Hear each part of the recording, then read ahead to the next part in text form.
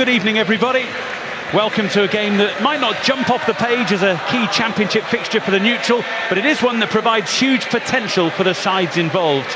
With both Stoke City and Oxford United struggling for consistency and points of late, this clash will be seen as winnable by both bosses, and bearing in mind that the hosts are without a victory in 7 and the visitors haven't won in 5, both sides are desperate to be smiling come full time tonight.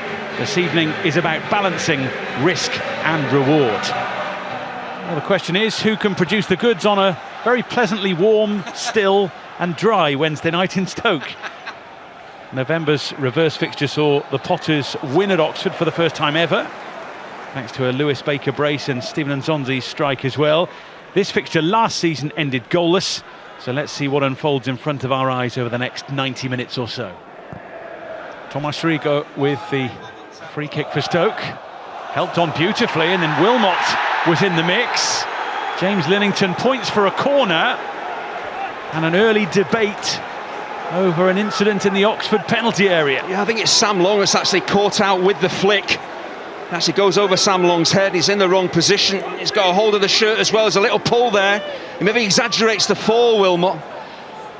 It's just that flick that catches out the fullback. There's a little nudge on him as well, so maybe the referee's seen both instances and thought, oh, they both kind of caught each other there, so I'll just give the corner instead. And Oxford look to reload again with Curry, and all the way through to Simkin. And now Stoke City from one end to the other. Million Manhoef all the way through for Cisse, and Jamie Cumming put up the shutters, maybe at some personal cost, from one end to the other in no time at all. They got caught out there, Oxford short in defensive numbers. It all comes with Simkin. A brilliant forward pass, gets Manhoef away, does the unselfish thing, Manhoef laying the ball off. It's the right choice, but Jamie Cumming does magnificently. He just bides his time, assesses what the striker's looking to do to finish it, and then he closes in on him. He makes himself a giant barrier. It's not a glamorous save, but it's a hugely important one. It's brilliant work by the goalkeeper. Here's Cisse, trying to thread it through for Million Manhoef. Engineering room for the strike, left for Thomas to hit it. Well, they had numbers over Stoke City. They didn't make the most of the opportunity to really test Jamie Cumming. Yeah, and his reaction tells you everything. Sorba Thomas should be doing better. It's a brilliant forward run from Manhoef, just breaking in behind that Oxford defensive line when it's shifted out to Sorba Thomas. See what he's trying to do, just pass it with his instep with a bit of pace, whip it towards that far top corner.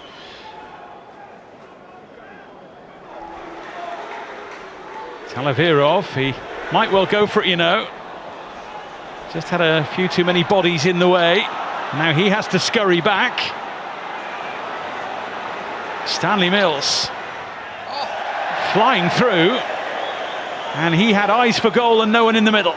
This would have been the classic counter-attacking goal. They just draw Stoke on. Talavirov from centre-half takes the shot on.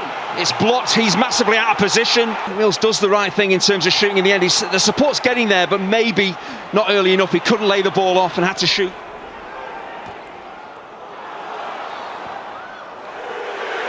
Million Manhoef to bend one!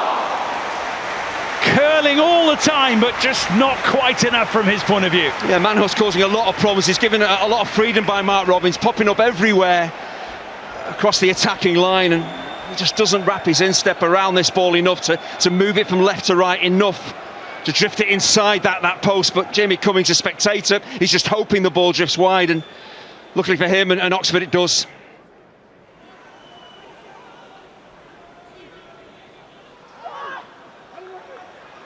That's over a lot of the heads in there. Nearly out to Brannigan. Rigo's touch for Manhoef with Cisse darting through the middle, and that's where the ball's going. Stoke City could be in business here. That is how to counter-attack. It's a brilliant goal. It's playing Oxford really at their own game on the counter-attack. The long throw goes in, the ball breaks at the edge of the box. Cam Brannigan can't quite get there, and then Stoke break away. But credit Cisse, it's a brilliant composed finish, but the amount of ground he's got to make up to support Manhoef, to give Manhoef a forward pass, and then he gets the ball out of his feet. He's still got a bit of ground to cover, It's a brilliant finish, but it's that sprint from the edge of his box to the halfway line that is all important. If he stands and watches, nothing happens. He makes something happen. That's a key goal in the game. The opening goal, I felt in this game, absolutely vital. Could be the winning goal.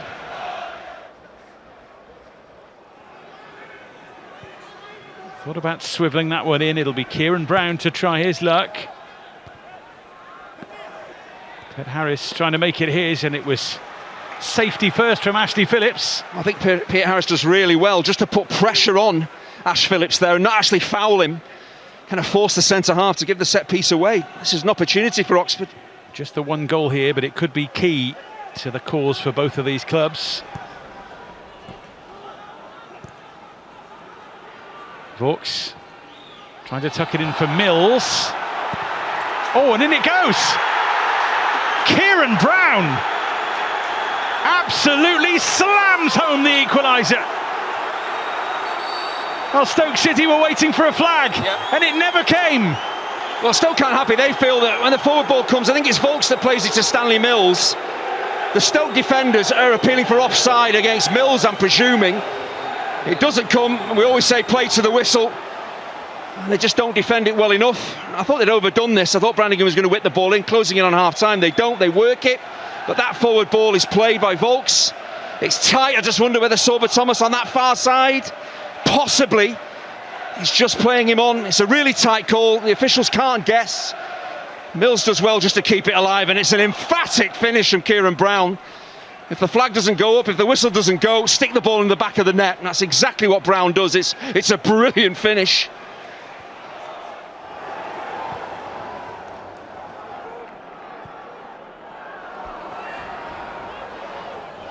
Sorba Thomas trying to find half a yard, can't do so because of Sam Long. Sorba Thomas corner then. Everybody back here for Oxford United. A fair few tumbling in the middle. Away as far as Boca. Stoke City have a player down in the middle. And it's a decision that goes against the Potters here. Yeah, it seems to be a tangle, Cisse and Brannigan. I think the Stoke fans aren't happy. They feel maybe Brannigan, does he maybe step on Cisse? I think that's what Cisse is saying. Brannigan will say it was accidental, but they both went to ground. I just wonder if Brannigan gets up. Does he maybe stand on his man? See both players on the ground there. He stands up, and I think he just leaves a little bit on Cisse there. He just, steps on him. He doesn't stamp on him, but I think he knows what he's doing there, Cam Brannigan, and he's lucky.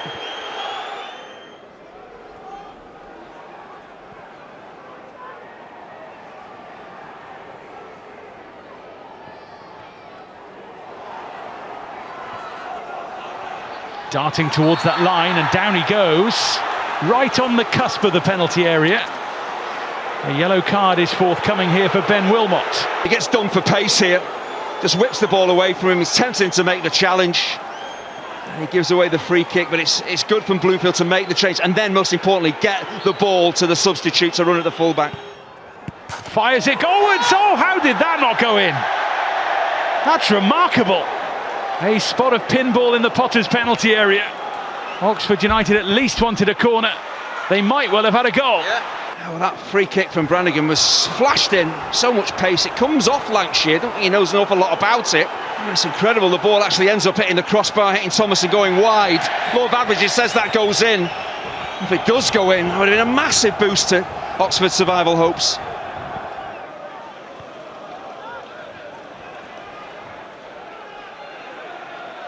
Movement on the Stoke bench, more on that in a minute.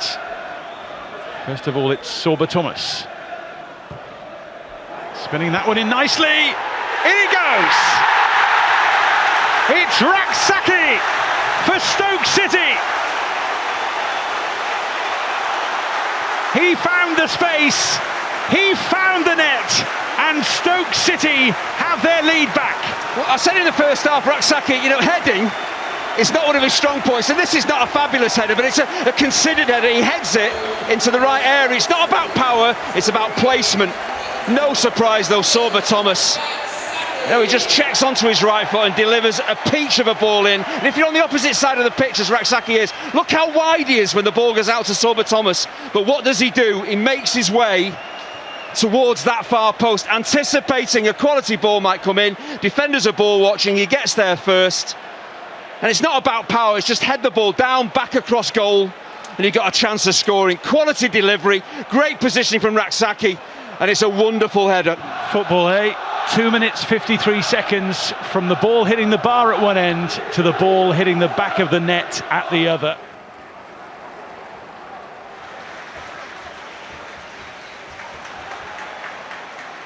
Manhoef, nicely done. Cisse, and the body had to be thrown in the way. 20 minutes remaining here, 20 huge minutes in the Oxford United campaign. Thomas's ball over, Cisse's header. It had to be plucked off the line by Will Vaux. There's good defensive positioning there from Will Vaux. It's a bit too easy, that ball drifted to the far post. Yeah, but I think the key moment in the game, that free kick from Brannigan, Lancashire so unlucky to hit the crossbar. Oxford could have gone ahead. A couple of minutes later, brilliant ball in from Sorba Thomas. Rak-Sakyi makes it 2-1 Stoke. Stoke City back on the winning trail as Oxford United's relegation concerns deepen. It's a first win in 9 in League and Cup for the Potters, on a night on which the margin of victory could and should have been greater. Just 1 win in 11 for the U's, who will be all too aware that their position in the Championship is increasingly perilous. They had their moments, but just not enough of them, and Stoke City emerged as worthy winners. The final score, Stoke City 2, Oxford United 1.